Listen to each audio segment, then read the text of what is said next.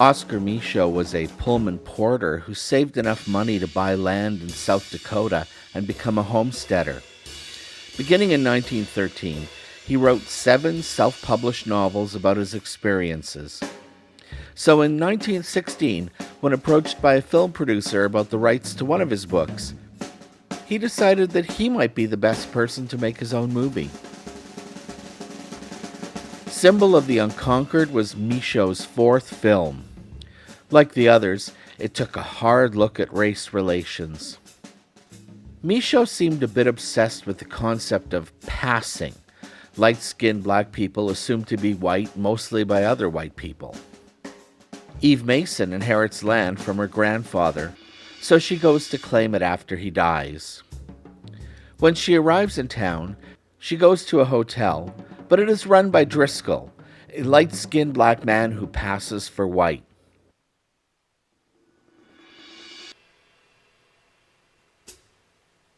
In a flashback, we see Driscoll humiliated when, while romancing a white girl, his mother comes along and exposes him. He is so angry, he grabs his mother by the throat. Driscoll dislikes other black people, and he forces both Eve and another man to sleep in a barn instead of inside the hotel. The man threatens Eve, so she runs away into a terrible storm. Driscoll, watching from the comfort of his bed, looks out the window and laughs uproariously at Eve's plight. Eve flees to a forest, and the next morning she is aided by a kindly man named Van Allen. He helps her locate her new property, and it turns out that they are actually neighbors.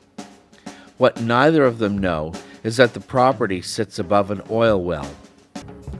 Driscoll joins some bad guys in an effort to scare both Van Allen and Eve off of that land.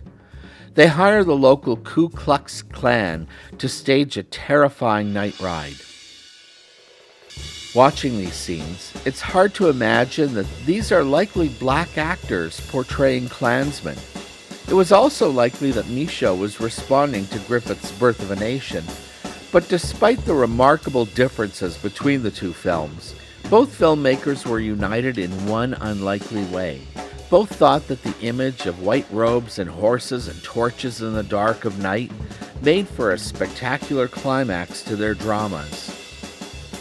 Sadly, the film's most crucial scene, in which a mob starts throwing bricks at the Klansmen, causing them to retreat in cowardice, is now lost. But even without that scene, Symbol of the Unconquered is a bold statement.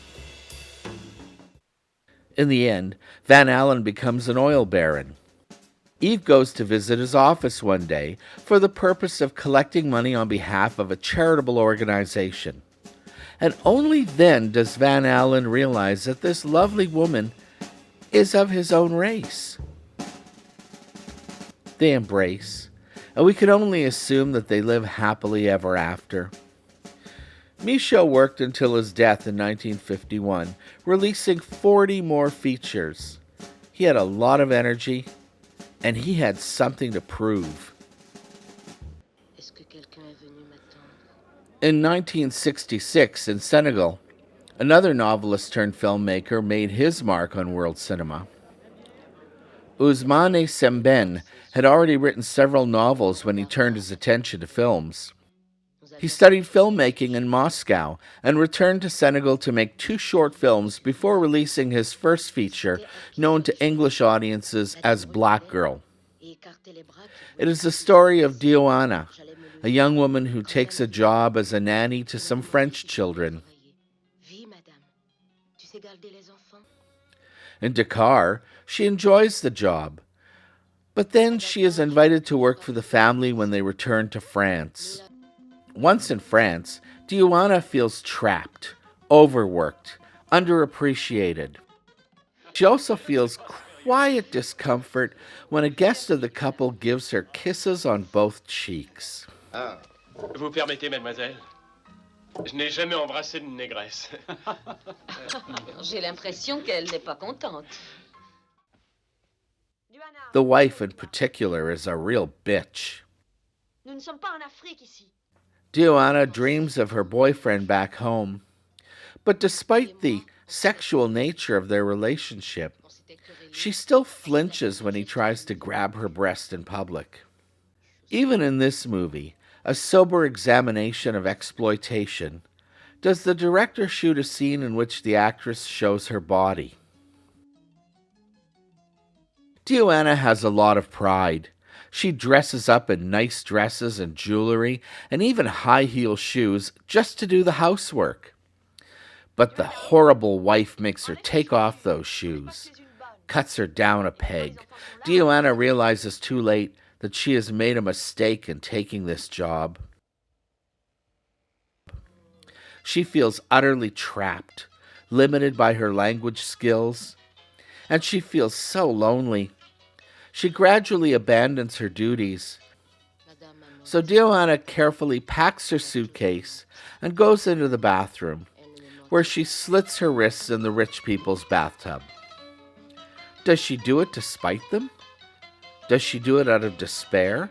Did she have any other options, like maybe work for someone else, run away and try and find a man, or demand that they send her back to Senegal? Her suicide perplexed me. Even more perplexing is the reaction of her mother. Feeling guilty, the husband takes her suitcase and back pay and goes in search of Diana's mother in Dakar.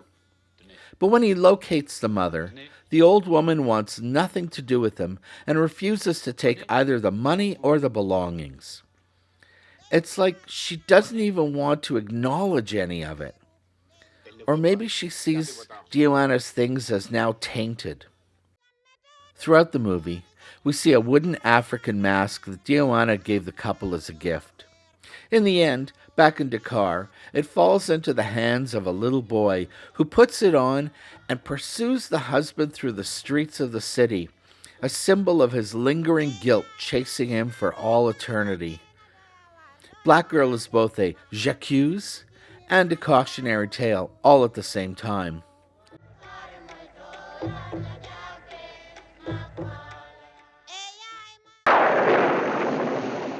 The civil rights movement of the 50s gave birth to the Black Power movement of the 60s, and it in turn gave birth to a 70s film movement known as blaxploitation. It launched such characters as Shaft, Superfly, and Blackula.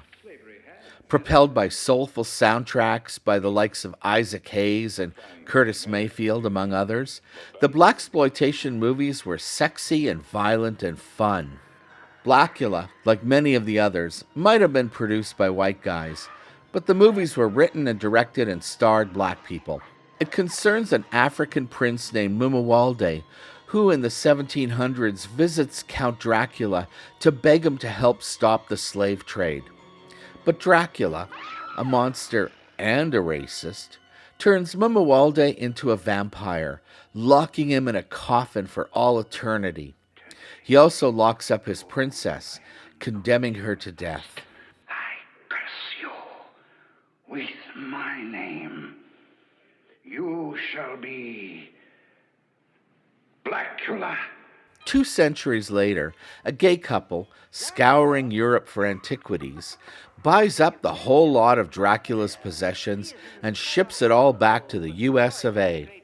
They think that it will make them money in their curio shop. Oh, what a pity. But when they open the coffin, Mumawalde reawakens and kills them both. Meanwhile, Mumawalde makes inroads into his new community. His eyes fall upon Tina, who looks exactly like his princess. You bear an amazing resemblance to my wife. He pursues Tina, ingratiating himself with her friends at the local club where they all hang out. On stage that night are the Hughes Corporation, with lead singer Carl Russell sporting white pants that leave nothing to the imagination. Will you meet me here tomorrow evening? Mumawalde courts Tina, and she gradually falls in love with him. But her friends suspect that something is wrong. Beautiful. Oh, I think romance is in the air. Blackula is full of good horror moments, like the scene where Blackula attacks the photographer in her darkroom. Or the scene in the morgue where the reanimated corpse of a woman is vanquished by sunlight.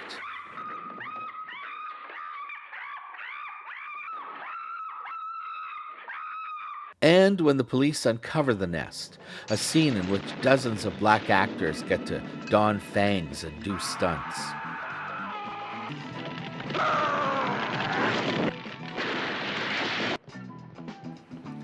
Interestingly, while there isn't that much racism in Blackula, there is a fair bit of homophobia.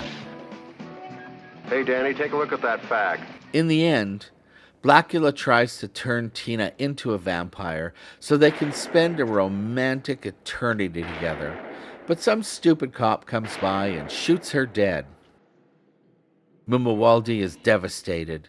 In fact, he confronts the police and tells them that they needn't bother with their weapons. He's just going to end it all himself. Lovely, lovely Tina. What is left for this cursed creature? His only reason for living has been taken away. And so he climbs a long, long staircase to the roof of the building, where he walks into blazing morning sunlight. He disintegrates, leaving only worms where his charming face used to be. Imagine a movie where the vampire has enough of a conscience to destroy himself. Imagine a genre film with black actors. The movie made a star of William Marshall, whose request to change the character's name from Andrew Brown to Mumawalde gave the premise a little bit more dignity. Marshall later gained a new audience as the king of cartoons on Pee-wee's Playhouse. In less talented hands, this could have been pure camp. But Blackula is a cut above. It may be a silly monster movie, but its makers reach for the stars.